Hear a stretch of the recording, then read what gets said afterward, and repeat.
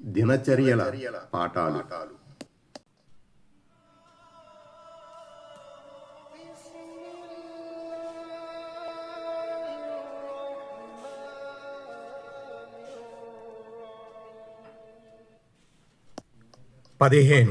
సామూహిక నమాజులో మొదటి పంక్తి ఘనత.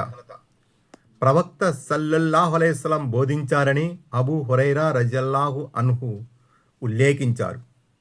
అజాన్ పలకడం మరియు మొదటి పంక్తిలో చేరడం ఎంత పుణ్యకార్యమో ప్రజలకు గనక తెలిస్తే ఆ అవకాశాలు చీటీ ఖుర్ఆ పద్ధతి ద్వారా మాత్రమే లభిస్తాయని తెలిస్తే వారు తప్పకుండా పరస్పరం చీటీ వేసుకుందరు.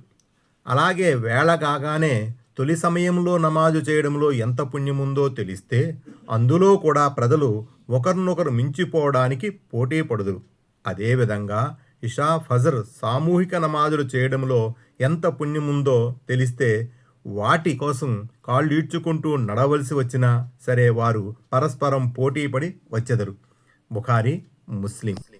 అబూ సయీద్ ఖుద్రీ రజియల్లాహు అన్హు కథనం. ప్రవక్త సల్లల్లాహు అలైహి వసల్లం అనుచరుల నమాజు పంక్తులలో వెనక ఉండడం చూసి ఇలా నచ్చజెప్పారు: మీరు ముందుకు రండి, నన్ను అనుసరించండి, మీ వెనుకనున్న వారు మిమ్మల్ని అనుసరించాలి. కొందరు మనుషులు ఎల్లప్పుడూ పుణ్యకార్యముల నుండి వెనుకబడి ఉంటారు. చివరికి అల్లాహ్ వారిని వెనుకనే బడేస్తాడు. ముస్లిం. పురుషుల పంక్తులలో మొదటి పంక్తి చాలా శ్రేష్టమైనది, అంతిమ పంక్తి శ్రేష్టమైనది కాదు. స్త్రీల పంక్తులలో ఆఖరి పంక్తి చాలా శ్రేష్టమైనది, అందులో మొదటిది శ్రేష్టమైనది కాదు. ముస్లిం. విశేషాలు. 1.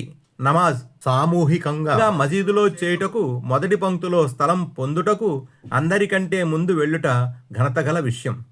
2. పురుషుల పంక్తులలో మొదటిది చాలా శ్రేష్టమైనది, అంతిమ పంక్తి శ్రేష్టమైనది కాదు. 3.